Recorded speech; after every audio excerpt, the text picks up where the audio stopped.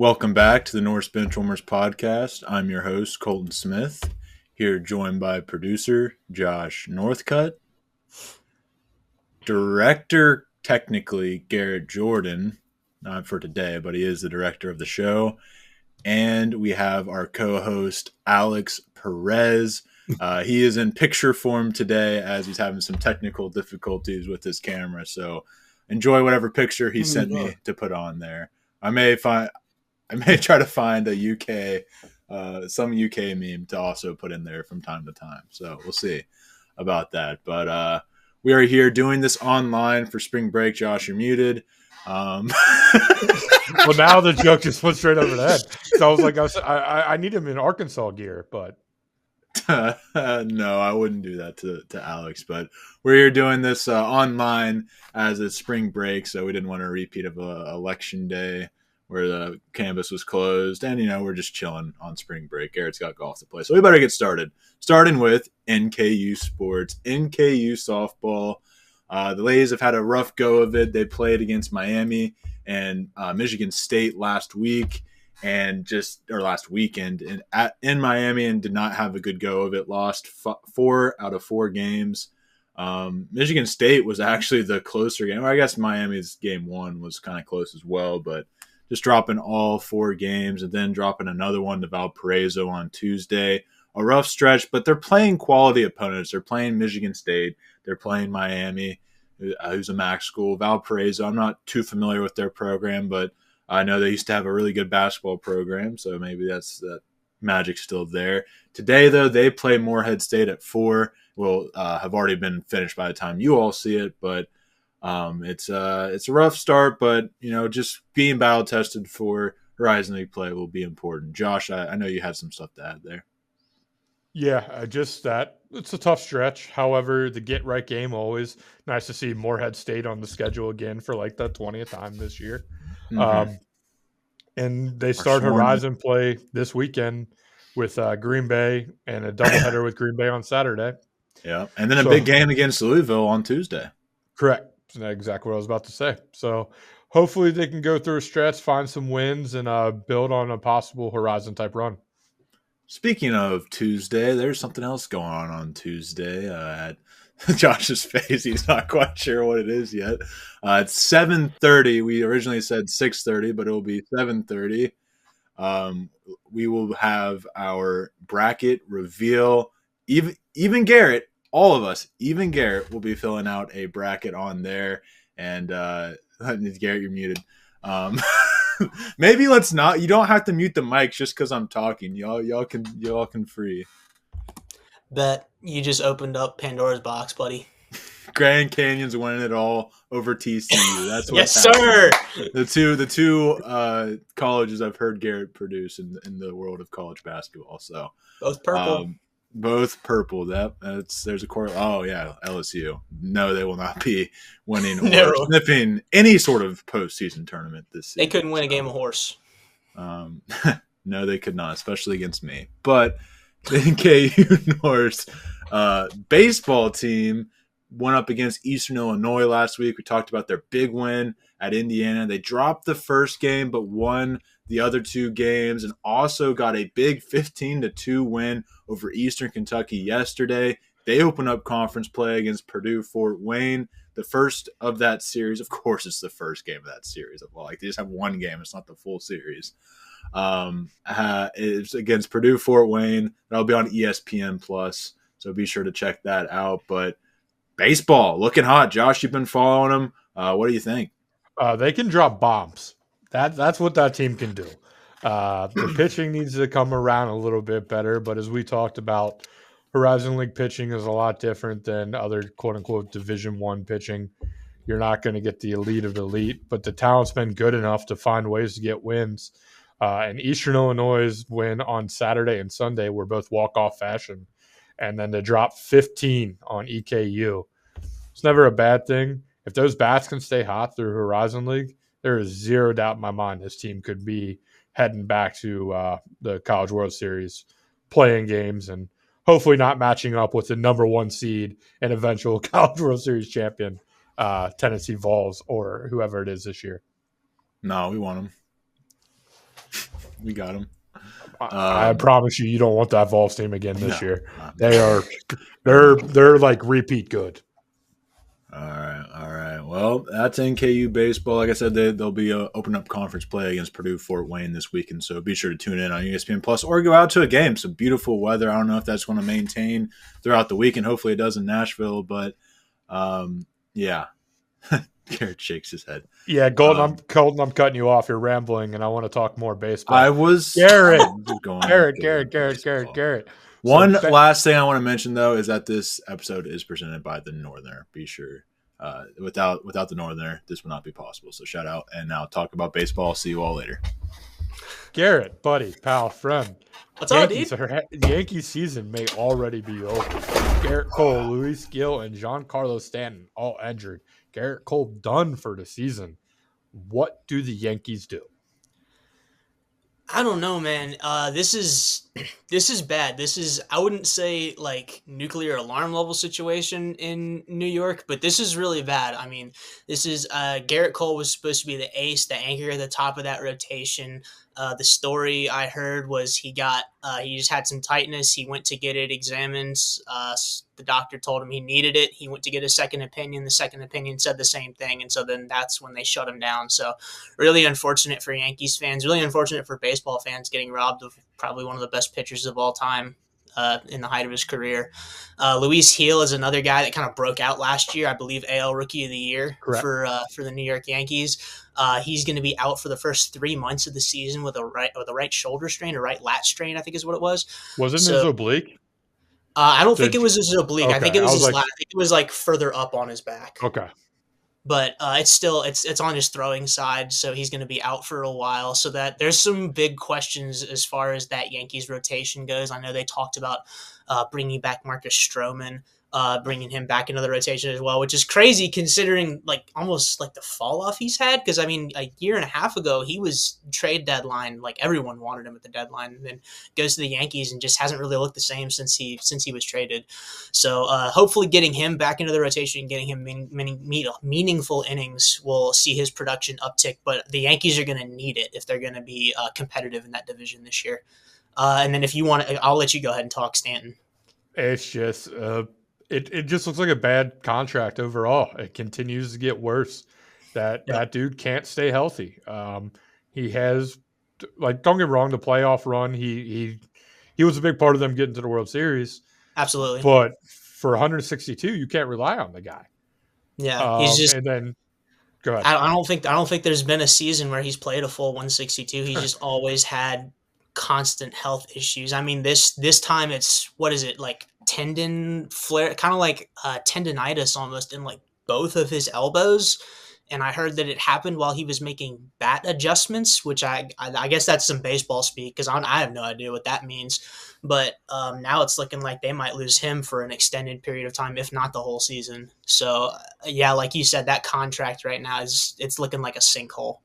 Since getting him in the first year, 2018, he played 158 games. Okay. The last three, 110, 101, 114. That's not worth the contract that they paid him. Mm-mm. Yeah, you're getting two-thirds the player. It stinks too, because Giancarlo looked like a guy who was headed to Cooperstown one day. Mm-hmm, for sure. I don't think he's there now. He's just the Hall of Very Good. He's obviously got that MVP season when he was with the Marlins that he stole from Joey Votto, but that's a different story. But it's kind of disappointing to see, because he was one of those guys I liked. He was very good for baseball, very, very talented. And just to see his body kind of fall apart is very unfortunate. It is. It really is, because I mean, a guy like that is so. I mean, he's a legend, basically. I mean, some of his playoff heroics throughout the past decade of him playing are just some of the best moments. So it's just really sad to see a career get marred by injuries like this. And then on TWSN, a company that me and Alex work for and write for, they came up with an idea of trading for Sandy Alcantara. What's your thoughts on maybe doing that, Garrett? I think that would definitely be the best move for them. I think that'd be the best move for any team. I would say Sandy is he's coming off of, let's see, he's been obviously out the full year last year, and I think he was out part of 2023 too, and then 2022 was his Cy Young season. So I think for me personally, it's a wait and see kind of thing. I need to see what he looks like after missing this much baseball and coming back from all those injuries. I need to wait and see. But if we're talking like, you know, May, like mid-May, early June, Sandy's made like 6-7 starts in the ERAs, sitting in like the 2s, 2.5s, and you're in New York and you're already seeing some struggles in your pitching. Why not, man? I mean, you'll get him for a lot too. He's still on a very team favorable deal. I think he still has 2.5 years of control at this point on his contract. So they'd have to fork over a lot to get him, one of the best pitchers in the game with control. So they'd have to fork over a lot, but I could see them doing it if they're pushed to the brink. And I think they could be one of the only teams that would be able to compete for the Alcantara sweepstakes, just money wise. All right, as Colton slowly starts crawling back from his nap. Sorry I bored you, Colton. We'll go ahead and start the winner's circle. Alex, since you haven't really got to talk yet today because we talked 3 sports you don't love too much, would you like It's to my start turn. the Yay. I've been waiting for Alex to talk for so long. My winner circle for this week is TCU women's basketball. They went from 2-17 in conference play to Big 12 champions this year. So congratulations to them. Haley Van Lith finally found her home. LSU was just not the right fit for her. So I'm glad she found this place for her, and it looks like it's turning out really well. I think they'll make a deep run in March. Colton? Oh, sorry, I'm still waking up. So we got mine's going to be Christopher Bell, and not just because he won the race last week. It's because he's won the last 3 races in a row. First one to do that since Kyle Larson back in 2021. He's the first one to do it in the first half of the schedule since Kevin Harvick back in 2018. So in some uncharted territory here, absolutely, and doing it at different tracks, which is very, very impressive. So that is my winner circle this week, Christopher Bell. Garrett? Well, obviously we don't script these things beforehand, but I had also picked Christopher Bell for my winner's circle. Wow! Hey, winning 3 races in a row is not an easy feat to do. Obviously, we heard Colton talk about it with Kyle Larson. Obviously, he said Larson went on to win the championship that year. So I'm gonna go out on a limb here and say I'm locking it in. I think Christopher Bell wins the championship this year. I think the last time we saw a 3-peat driver do it, or last time a driver won 3 times in a row, he did it. So why wouldn't it happen again? Yeah. Well, great. Now my freaking pick from the beginning of the year is useless. So the one year, dude, I have picked Christopher Bell for the last 2 years when the championship, and I went elsewhere, and he finally is going to do it. So great. And then for my winner's circle, it happened last week, but I'm going to bring it up anyway. Colton, I know we talked hockey in the trades and how Marco Rantanen went to the Hurricanes, and I said that potentially makes the Hurricanes one of the best teams in the NHL. Well, they traded him already, and when they traded him, they ended up trading him to the Dallas Stars. The Dallas Stars have been the hottest team since January 1st in the NHL. They had one of the best young goal scorers in all of the sport, and Marco, lock him up for 8 years. Congratulations, Dallas Stars. You are the Stanley Cup champions. Yeah, they had a really tough opponent last year in the semifinals in Edmonton. So I think this piece may push them over the edge, honestly. All right. Well, it's time to get on to the NFL free agency tracker. And let's just go ahead and rip the Band-Aid off. Cincinnati Bengals have signed B.J. Hill, T.J. Slayton, Oren Burks, re-signed Mike Gesicki, great pickup, Joseph Osai, Samaje Perine. Can't wait. So excited. Marco Wilson, Cody Ford, Josh's turn to sleep, Tanner Hudson, wait from the drop a game-winning pass, and then extended Bubble it. Cal Ademo. I don't even know who he is. And Cal franchise Damatis, he's the tag long snapper. T. Higgins, along with releasing Alex Kappa. I'm so excited for Samaje Perine to stop the other team from scoring 40 points. That's exactly what he's here to do. Can I go now? You're more than welcome to. Sorry, I was napping there, kind of like the Bengals front office has been doing for the last 48 hours. Oh, they're just like Colton predicted.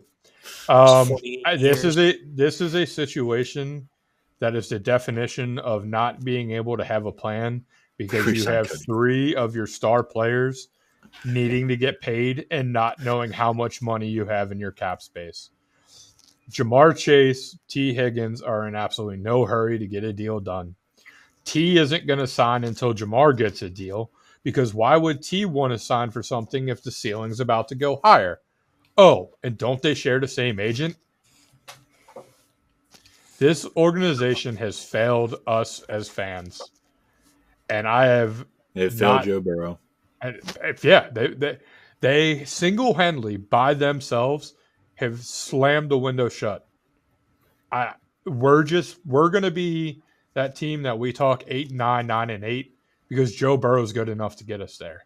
Maybe we get win number 10. Maybe we're sitting a game in the playoff or we get in a wild card.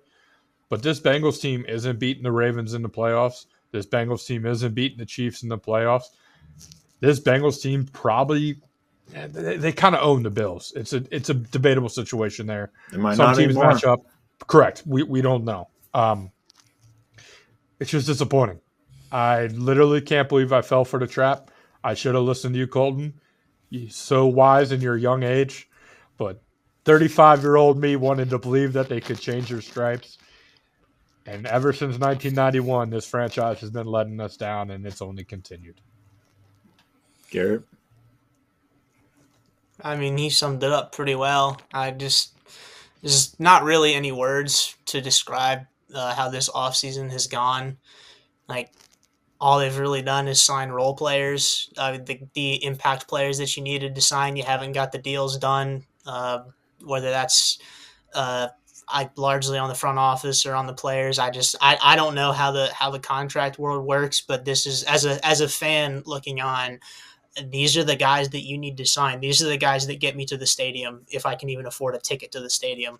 Like just once a year, I just want to see these guys absolutely maul. That's all I want. Just let me see the big dogs eat, and you're not paying the big dogs, so why should I go see your team play? Yep. Enough about our pain, though. There'll be plenty of time to talk about I still have some more pain to go. For the next decade. You still have some more pain to go, but that's your own fault. But Alex, let's hear about yours. I was about to say, I wish my video was working because I'm smiling from ear to ear listening to your all's pain because the Bengals are supposed to, be looking better than the Steelers coming into the season. Yet, it might be the same situation as last season. Anyways, who's looking up? The Pittsburgh Steelers are looking up. Why? Because Scotty Miller's no longer wide receiver number 2. DK Metcalf is now a Pittsburgh Steeler. What? Don't know how that happened. Pittsburgh never makes deals like this, but that's awesome. So a 27-year-old, 5-year deal, maybe a little shorter would have been cool, but I'm fine with it as long as we get some type of offense. And him, Pickens, and Freiermuth together will be great. And then on the defense, we got Darius Slay, a cornerback who can bring some mentorship to Joey Porter Jr. And maybe tell him how not to have so many holding penalties. That would be great. When did they land Slay? Like 2 days ago, I think. Yesterday, maybe. Wow, I must have. Yeah, so more great things happening for the Steelers. We let go of Ogunjobi, which was kind of sad because Cam Hayward is definitely about to retire. And there's no injury replacement if Cam Hayward gets hurt sometime during the season. And then we let go of Najee Harris, and the Chargers signed him for $5 million. I don't know, but I feel like the Steelers could have made that happen. But I guess you get one good thing, you have to have one bad thing happen. And we still don't have a quarterback, but we don't have to talk about that. No, that's exactly what I was going to ask you. Like, how about that quarterback Yeah, it's so situation? That's good. going I great, can't isn't wait it? to have Aaron Rodgers speaking conspiracies to the, Now I'm the two smiling again. guys who will definitely crash out at the conspiracies. Um, Russell Wilson, that's my only hope right now. Please, please make that happen. But that's about all I got. Didn't think I'd be hearing Russ Wilson's my only hope Yeah. anymore, but here we are. So Alex, I have a What's up? very important question. Who is going to win the brawl for number 14? Pickens or DK? Because they got to I fight wish for it, right? that could be pay per view stuff, but Pickens already said he's giving the number up. Nah. I was going to say, Yeah. DK's want to beat the shit out of Pickens. What do you mean? If there's one person I'm not fighting in the NFL, it's DK for sure. For sure. He's definitely top three. But Garrett, since you you're don't on you don't the, think Yeah. you don't think Pickens has like honey badger energy that can like match DK's strength? I don't know. I just feel like No. he's that like crazy wild card. He's definitely a wild card, but Have you yeah, seen some of his tape from college? That dude's crazy. he's crazy. I saw Georgia. Was that against Georgia Tech that he Yeah. did that? Oh, you know, he's done so And much. that's It's about hard all to he's keep given us track to of as it a all, wild but card. I know what you mean there. But Garrett DK Metcalf used to play for a football team. Oh, there goes my monitor. It had the list. Hey, it's back. Welcome back, monitor. Played for a football team that you happen to have, I guess, positive feelings towards, so we make fun of you for it. Mhm. And so, what do you feel about goodbye, Geno Smith? Hello, Sam Darnold. Hello, Martez Valdez-Scantling. Josh Jones, Ernest Jones. Those are kind of some more role players, but releasing Tyler Lockett, George Fant, Rayshon Jenkins, Roy Robertson Harris, and Draymond Jones. What do you think about the wholesale changes going on in Seattle right now? I kind of know what you think the end result's going to be, but let's hear it. I think Mike Macdonald, I think this was the strategy for Mike Macdonald. Last year was year one, head coach year. I think he was just saying, hey guys, I'm here. I'm excited to be here. I'm gonna do what you need me to do. We're gonna get some wins, we're gonna lose some games, but that's okay. And then year two, Mike Macdonald has finally realized he's a head coach and now he's starting to blow some stuff up. So obviously you talked about some of the releases and trades. Geno Smith to the Raiders for a 3rd round pick. I'm not sure if the exact details on the DK trade. I think Alex could refresh me on Second that. round pick. But a releasing 2nd round pick. Okay, 2nd round pick. I thought that's about what we get if we did trade him. Releasing fan favorite Tyler Lockett after a decade of service is tough. I really thought they were going to keep him on and have him retire as a Seahawk. I don't know. I feel like he was still too valuable as a role player this season for you to release him, but cap space, I guess. Some of the defensive changes as well. We're getting some wholesale changes on the defense. So this year is absolutely looking like year one of a rebuild. Brought in Sam Darnold for 3 years for like $110 million, which that was definitely one of those like, so I'm excited. Yay! We get 3 years of a bridge quarterback while we search for the next face of the franchise, basically. So we've gone from one bridge quarterback to the next. I think Seahawks fans are a little upset at that, but I also think we have to understand that we're clearly not in a position right now to contend for anything. So this is year one of a rebuild that's going to take a few years. So Garrett, I'm going to make it a homework assignment for you over the next month and a half. I'm going to need you to tell a pretty me. Short window. I know. I'm going to need you to tell me who you want as that next quarterback for the Seattle Seahawks, if you don't know already. I was looking at the draft boards. I did a couple projected draft. It seems like Shedeur Sanders and Cam Ward are already going to go within the top 10. So you're not getting any of those guys.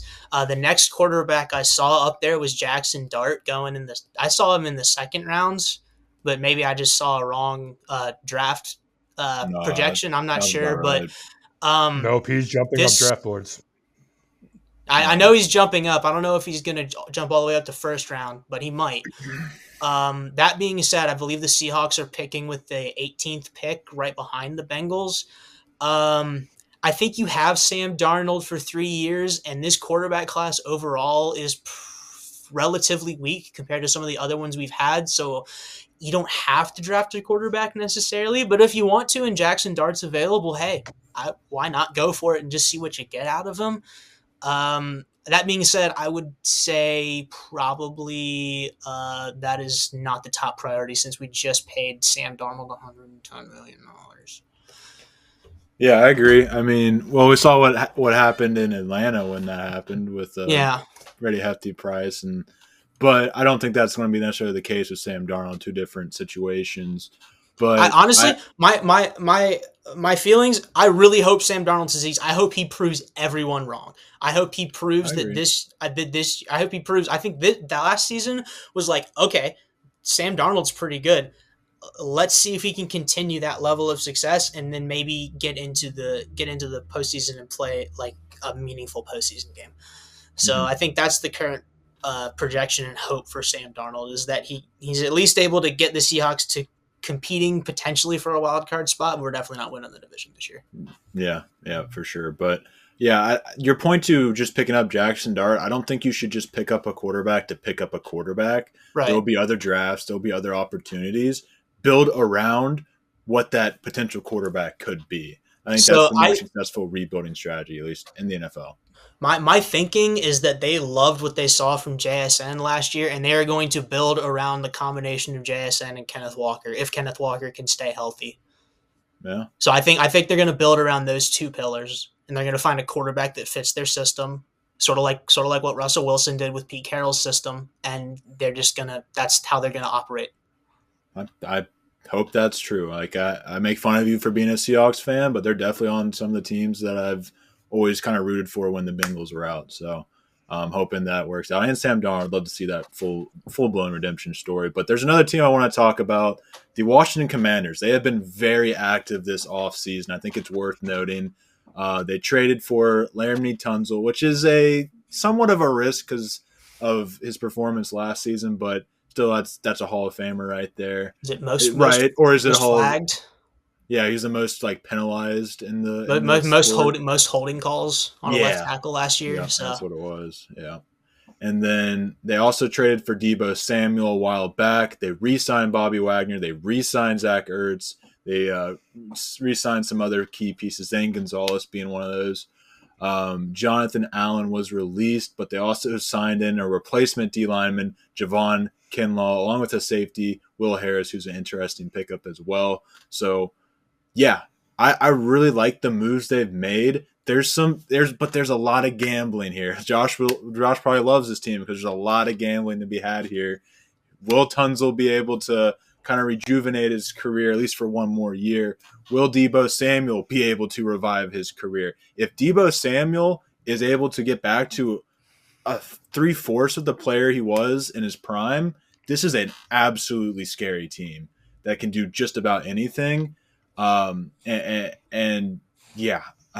do you guys think about what the Commanders have done? Do you guys kind of see what I see, or do you think maybe the gambling isn't working out too well, just like it does for me? Josh, you described it perfectly. It's low risk, high reward. They're taking a big chance with their window of having a rookie quarterback that is on a rookie deal. It must be nice to have a franchise who's willing to do that. So I give credit to the Commanders. Absolutely. I thought that Deebo would be great in Cliff's system in the first place, if you remember when we talked on the podcast that never was aired. So I absolutely love these moves for the Commanders, and I think it may make them the second best team, still probably the third best team in the NFC. Mm-hmm. Behind Eagles and Lions. So, anything, Garrett or Alex? No, I think you guys pretty much summed it up pretty well. Low risk, high reward. Basically, you're just trying to see what these players are after down years. Yeah, the only thing I was going to say is I think the Commanders kind of outperformed expectations last season. What do you think they're going to do now with even better pieces around a great quarterback? I can't wait to see what they do, honestly. I mean, I'm just thinking about that offense. You have Jaden Daniels, which is a dual threat down the field. running or passing. You got Debo Samuel if he's back, if he's doing jet sweeps. You can fake, you can do a jet sweep. You got that you have to try and plan for. You got to try and figure out is he going to take the jet? Is it going to be a fake jet? Are they going to hand it off? Like there's so many options. There's so many things that could open up. Like that offense was very, very scary last year. They could be even scarier this year, if you ask me. I think they could end up being the best offense in the league, and that's pretty much saying something right there. But the main issue was that defense needs to be able to stop the Eagles, and getting Javon Kinlaw is a good step in that direction, but I think there's still more to be done, and definitely need to get some DBs in there. But maybe drafting, they did decent in the draft last year. Maybe they can repeat that feat. But Josh, I'm sure you have another team circled that you want to mention before we move on. I was actually going to ask a few buy or sell questions to y'all, if you don't mind. Absolutely. Since we got a little time. And I'll start with you, Colton, since this is your favorite quarterback. The Arizona Cardinals went out and signed Jacoby Brissett. So buy or sell Kyler Murray playing quarterback for 17 games in Arizona. Are we questioning Come on now. whether Jacoby Brissett? I thought you turned a corner here. I thought Come on, bro. understanding. Come on, dog. That's Are crazy. you asking if he's going to get hurt, or are you asking if he's going to? That's crazy, dude. Buy or sell, just Jacoby Brissett end up taking that job before the year's Jacoby over. Brissett on talent will not start over Kyler Murray. Thank you. Okay, Move just on. double checking. All right. So, Alex, buy or sell? Joey Bosa will re-find himself in Buffalo. Absolutely. I think that was a line that kind of needed some revitalizing, and I feel like that's the right team to do it. So I am very pro this move, honestly. Von Miller. Sorry to skip you on this one, Garrett, but I'm going back to Colton because he was a big doubter of this guy. Colton, buy or sell, the Chicago Bears are a real threat now that they have traded for not one, but two offensive linemen and signed another. Just a matter of if those offensive linemen work together well. If that's the case, I think that's really what held him back last year, and coaching, of course. They kind of fixed that, I believe. So I buy. But Garrett, I'll ask you, do you buy or sell? Since we're skipping him. I don't know. I hope it's enough. They made the change at the O-line coach, which I think was more important than the players.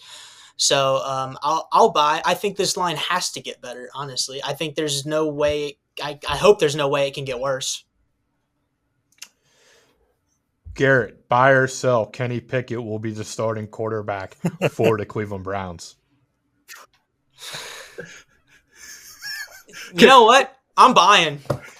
Let me Buying. ask.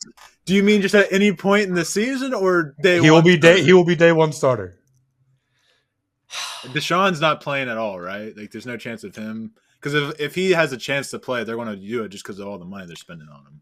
That's not what I'm hearing. Good. I hope that's the case.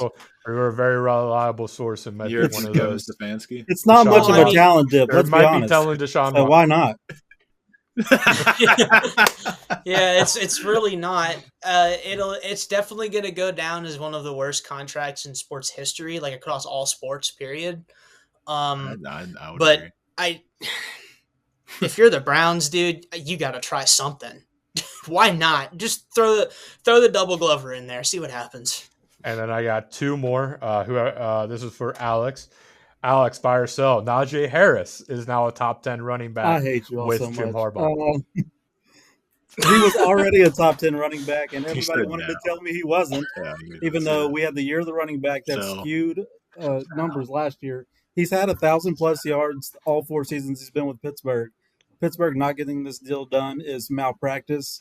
Yes, he's going to be a top 10 running back, of course.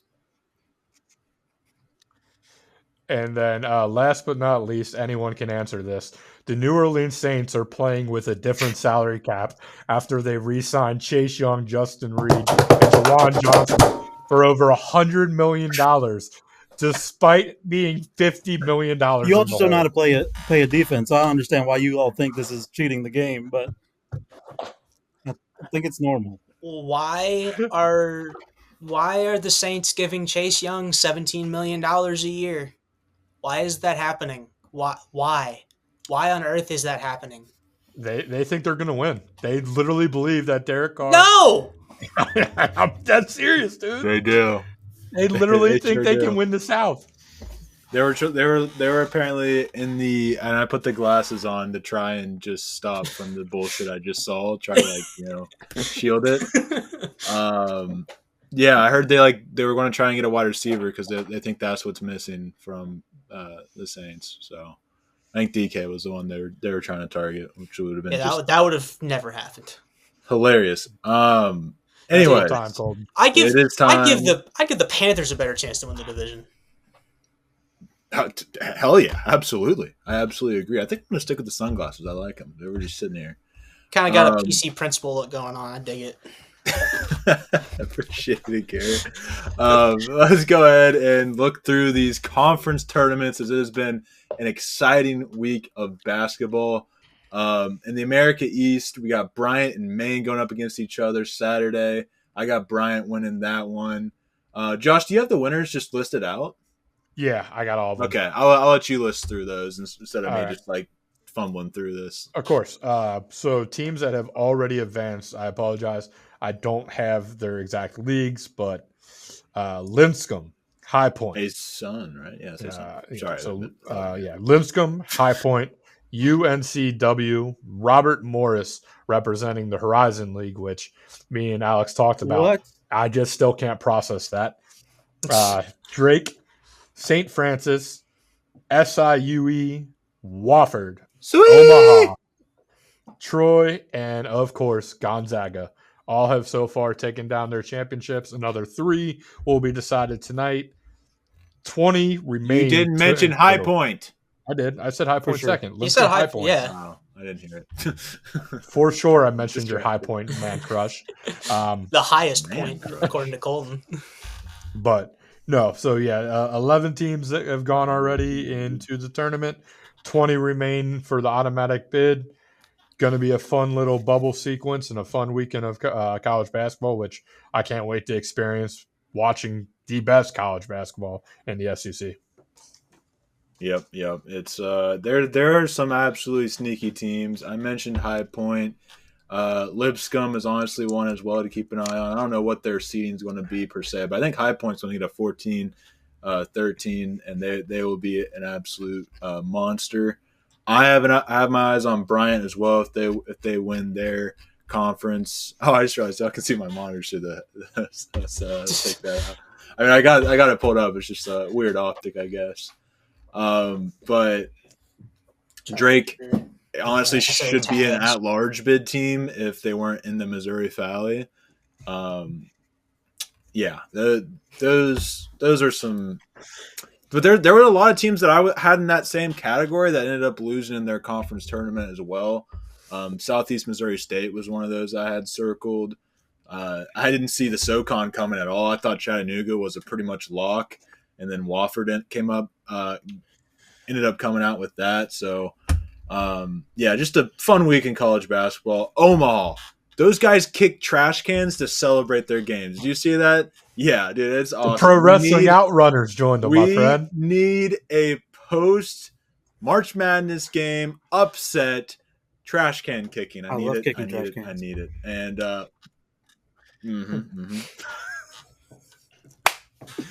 the last one I'll shout out that lost was Arkansas State because I really thought I had it because they were going up against Troy, and they were up against Troy, and then Troy said no thank you. So anyways, what did you guys see from the championships that have occurred already? What are some teams you're looking out for?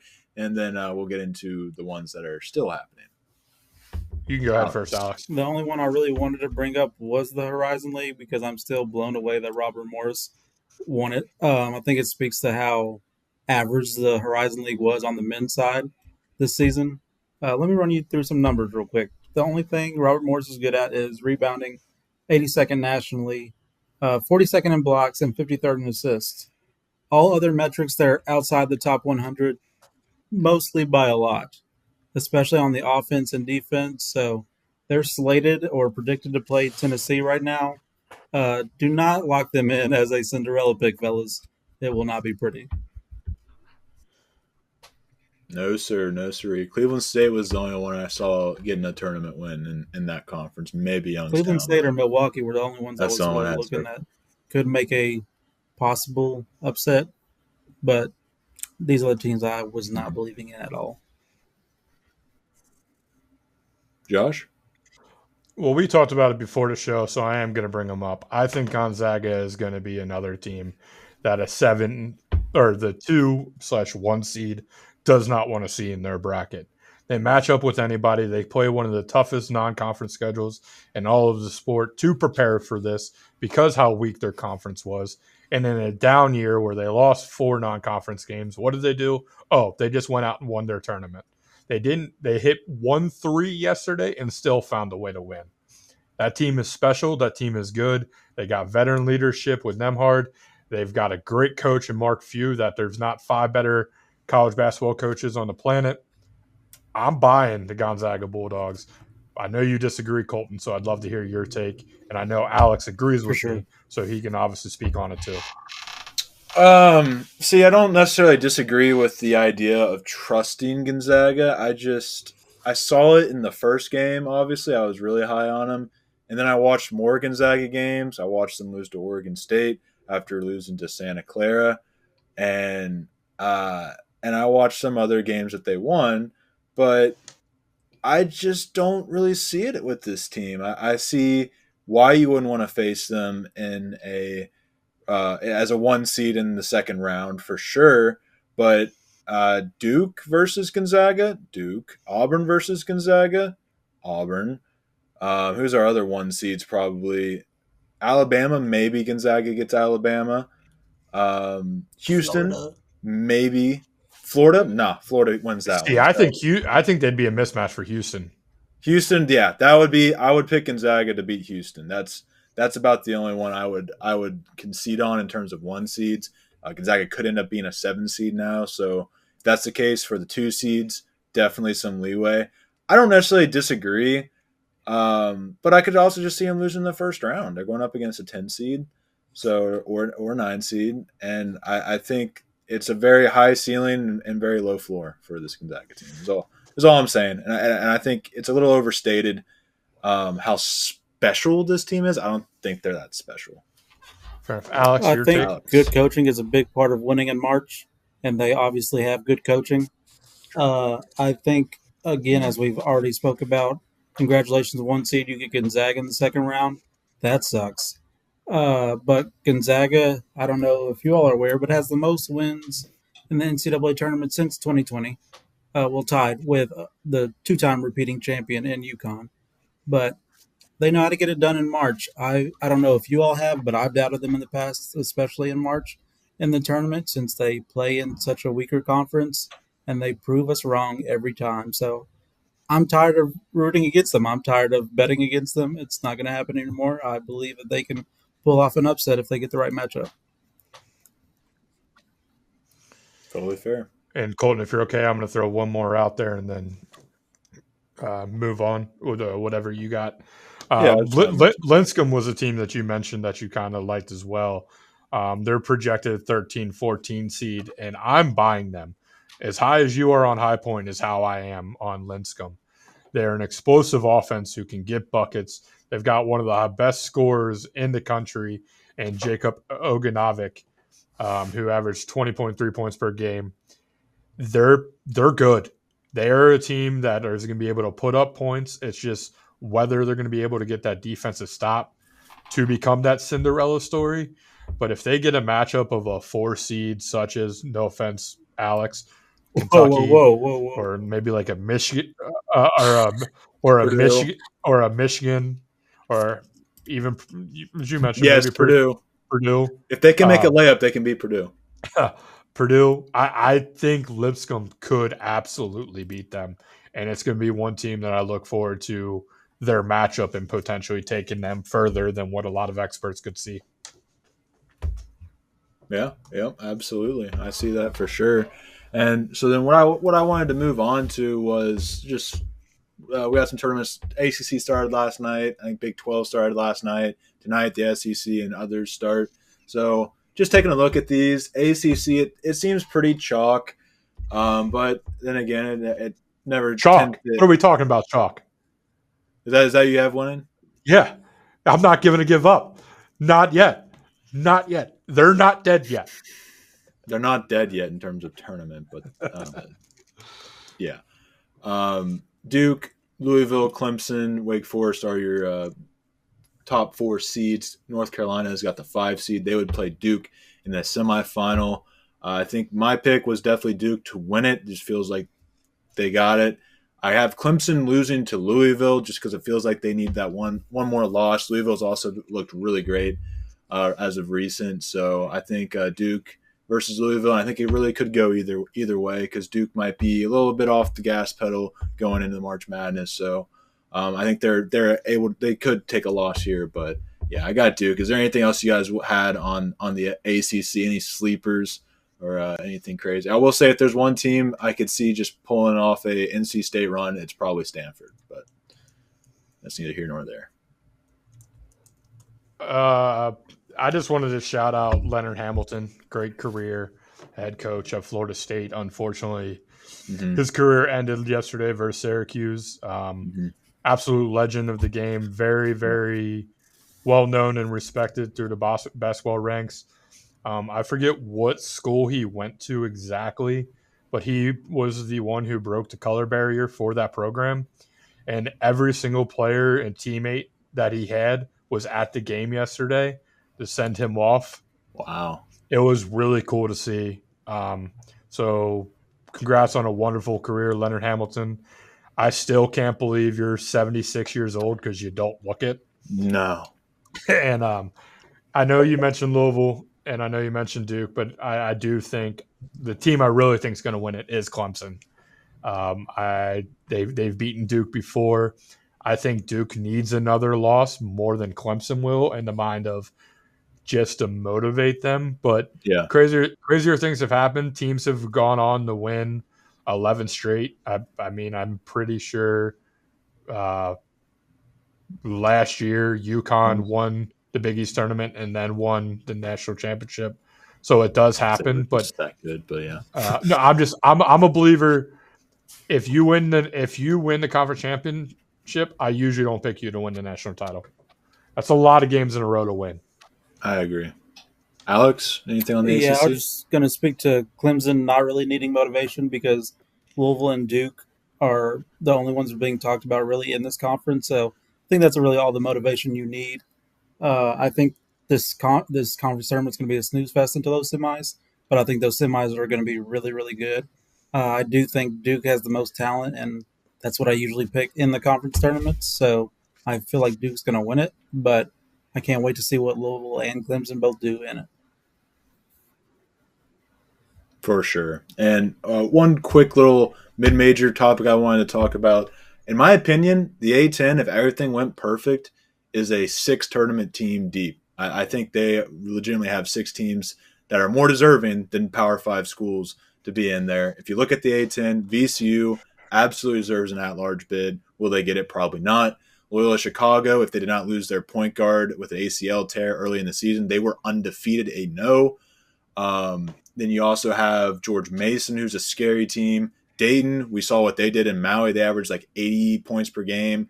What happened to them? I have no idea. They randomly came back and made sure that VCU won't get an at-large bid by beating them in the regular season. So they turned what should have been, I think, a 4, if we're being realistic, team bid conference into what is a maybe 2 bid conference, unless they'd look into what Dayton did in Maui. But St. Joseph also has some really, really great talent on their team as well. They just didn't win as many games.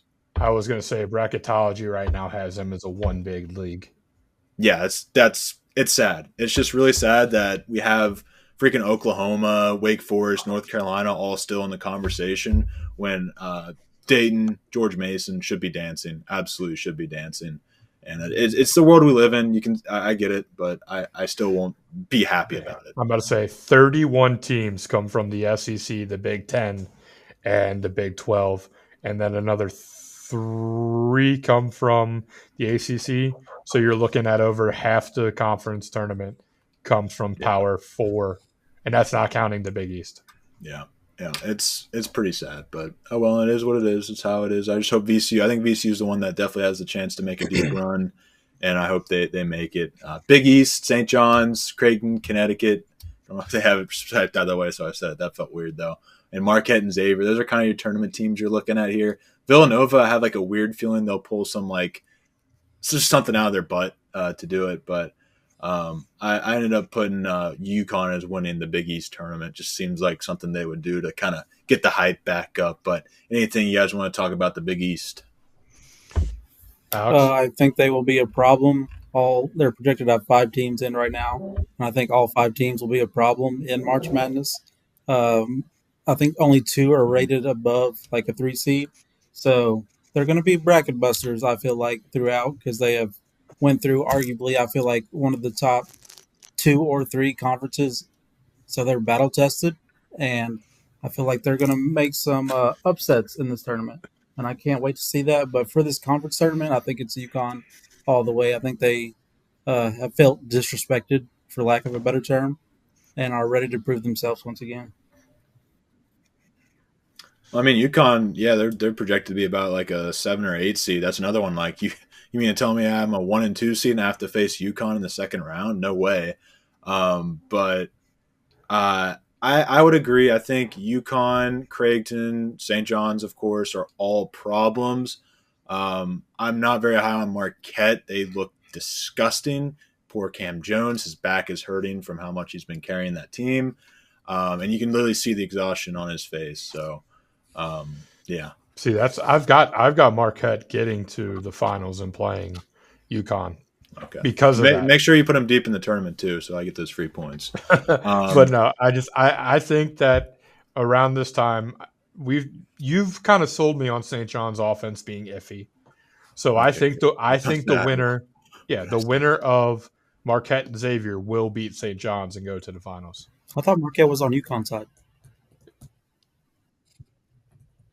No, Marquette's the 4-5 with Xavier. No, yeah, it's St. John's will face Xavier or Marquette, and I think Xavier can beat St. John's. I don't think Marquette can beat St. John's because St. John's basically does what I was about to say. I've kind of put Marquette out of my mind because for the reasons you mentioned, Colton. I don't think they have the health right now to be a really effective team. At least right now, they may get healthier before the tournament starts, but we'll see. Yeah. I don't know. And Shaka Smart-led team that's kind of iffy since his VCU days. VCU, right? Yeah, VCU. Well, I'm going to take over just for a second, Colton. Since we talk health, I watched a team today look extremely healthy and run the Bearcats out of the gym. Boy, Iowa State, they're going to be tough. I think they're going to win the Big 12 tournament as long as all 3 guys play all the way through. It's either James or Jones. I always mess it up, so I apologize for that. Thank you. Coming off the bench right now because of his back injury. However, he played today, played solid minutes. The coach said they're going to try to ease him back into the starting role when it's all said and done. I'm telling you right now, you want to talk about another team, if you're a 1 or 2, you ain't going to want that 3-4 seed Iowa State looking at you down the line of a possible matchup. I am buying Iowa State, and I'm also going to buy Kansas in the Big 12 tournament because it's a home game. They get the home crowd. They're going to feed off of it. It's in Kansas City. They lose Texas Tech. Huh? They lose to Texas Tech. We'll see. I think that home court plays a big role in the Big 12. So go ahead and give me Kansas also. But Iowa State wins the Big 12. And on the way to making some noise in the tournament. I'm happy to hear. If Iowa State Big 12 makes it to the championship, they deserve every piece of it because they have to go through BYU and Houston. That's a tough gauntlet to go through. So if they do that, and then have to play Kansas, Texas Tech, or no Arizona, matter what, they're going to be battle tested already once the March Madness comes around. But this conference tournament is tough. That's when I could see them winning the Big 12 tournament and still winning, making it deep into the NCAA tournament. So Big 10, then SEC. All I have to say on the Big 10, can't wait to watch Purdue try and give me false hope here. And I got Illinois winning the whole thing, though, because I have been shitting on them all year. They have gone through the most adversity of any team in college basketball this year and probably any year ever. I don't know if you know, but literally their entire team went through various illnesses, mono, all of that. So they look like they are better on the other end of that. So I got them winning the Big Ten tournament and then probably going deep because I crapped on them too much. So I was going to say, me and Alex already posted our predictions on the Twitter X page, but we got that hope built for you. Purdue going to go to the finals of the Big Ten and then lose. Exactly. They'll go there. They'll play High Point in the 5-12 matchup. High Point beats them by 20, and we go on our merry way. We retain everybody but Caleb first. Have fun at your medical degree, and then we run it back next year. Fair enough, Alex. If you want to comment the Big Ten and then take over with the SEC, since that is your that's all I really had for the Big Ten was the Big Ten tournament's wide open for Purdue, but I think there's a team called Michigan State that is coached by a pretty good coach that may have something to say about the results of that tournament. But yes, speaking of the SEC, it's kind of what I have on the background here, folks. Calipari Classic's going on right now. They were up 20. It has been cut to 1 with 3:45. Literally watching that as well. This is beautiful basketball. South Carolina with the ball and a chance to take the lead. Anyways, SEC tournament, the one word I have for it is hell. It's going to be hell for everyone. If you even get to the quarterfinal, you get Auburn, Florida, Alabama, or Tennessee. Congratulations. I can't wait to be down there in Nashville for this and experience all the glory that will be probably one of the best conference tournaments ever. I was going to say in a long time. I think it's ever. Yes. Yeah. Of all time, ever. Yes. I'm pumped. I'm pumped for all these matchups, especially Ole Miss versus South Carolina. No, all right, I jinxed it. My fault. But no, I ended up taking the Buzzsaw to win it because it just feels like one of those where they're going to be trying Auburn, Tennessee, Florida, Bama, probably all kind of got their foot off the gas. So I could see A&M kind of sneaking through. Missouri, keep an eye out for. Kentucky's been playing good ball, even though they are hurt to hell. So it really can go any way, and it just feels like a mini March Madness. I don't even know what to say, but I'm pumped to be there at Bridgestone, Indy's arena, same difference. But yeah, it's going to be one hell of a Southern weekend. That's all I have to say. I was gonna add that I also took the Buzzsaw. They're the most experienced team in the tournament. I think that plays a role. And also, you mentioned for Florida. Florida's going to be motivated, trying to get that 1 seed. So I think they're going to be a very tough out. Tennessee with the home crowd, very tough out. Auburn wanting the revenge, haven't been able to do it the last 2 years, beside being one of the top teams in the SEC. I can believe Bruce Pearl wants that for the program. And then who's the 3 seed that I'm forgetting right now? Alex, who am I forgetting? Oh, the 3 seed? Bama? Yeah. My bad. Oh, Bama. Yeah, it's just, one of the arguably the best offense in the SEC. You can put buckets on anybody. But I'm going to let you all know now what is going to happen. It's going to send the SEC world in frenzy, and it's going to be fantastic. We're getting Texas A&M. We're getting Missouri in the SEC championship. And then Missouri is going to win it with Marquise Work as the player of the tournament. That'd be a pretty cheap That would be awesome. Game. Hey. But I think I wrote that script in my Barrett, you're still here? Class. Yeah, I know, right? I was actually going to throw it to Garrett when I was all said and done. If Garrett, you have anything basketball related you want to throw towards out this, or even talk about this weekend, what you're looking forward to? Yeah. What are you thinking? Providence is a basketball team. I'm so proud. What conference do they reside in? The Big West. Close. Try the other side of the country. Big East. There you go. I know. I'm disappointed, Colton. The glass is going back on. Get us to the 2-minute warning, kid. Yeah. We're gonna kill it. Oh, okay. There's a siren, huh? Right, okay, but Florida over Auburn. Anyways, very 3. What did you My say, bad, Alex? You had your yeah. take My earlier, bad. so I forgot to put that in there. Florida over Auburn. All right, gentlemen. So, There it is. 2-minute warning time. Garrett, is the Yankee season over before it even started? As for Yankees fans, yes. As an objective fan, no. Alex, any Sure. take? Why not? Colton, any No, take? it's not over. The Yankees will figure out a way to make us all sad.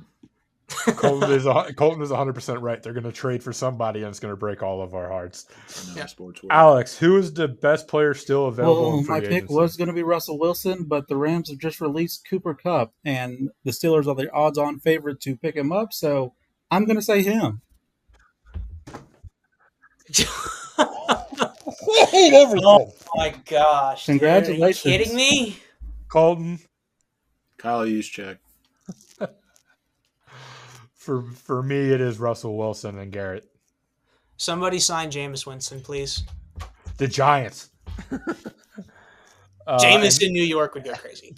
And then last but not least, Colton, we talked about the No. bubble. We talk about everything being crazy. Should the NCAA tournament expand like it wants to? North Carolina is supposed to be a tournament team this year. Absolutely not. They should not expand. They should just, you know what they should do? They should grow a pair and put in teams that deserve to be in there. Thank you very much. I actually agree with Colton. The expansion will honestly just water the sport down even more. I love basketball. I love betting on basketball, but the 96th best team in college basketball does not need to get in. Yeah. Garrett? Just do a sectional system like high school at that point. Oh, wait, that's kind of what it already is. Yeah, Garrett? there's already 64 teams that play in this tournament, and if you're not better than 64 teams, you probably shouldn't be in a tournament anyways. Yeah, then just Alex put to in the wrap it right up. teams. It doesn't take that much effort, really. It should not be expanded. I do not want to see Auburn beating ITT Tech by 100. No, thank you.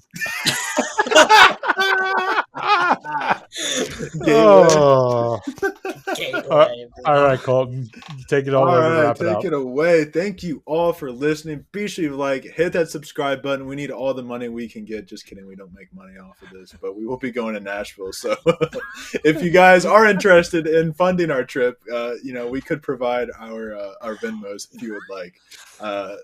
I hate to be that guy, but just in case there is a good Samaritan out there, be sure to follow us on Twitter /X at NorseBW Pod. Thank you, NK Media Services, for all that you do. Bill Farrow making this show better each and every week.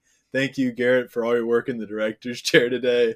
Also, So much co-host Alex and Josh, thank you for all your hard work. And be sure to check out the Slide Job podcast, which will be a treat this week, as it'll just be a 5-minute episode of me, Josh, and Ben making some picks. So, yeah, we'll see you all in the next one. Peace.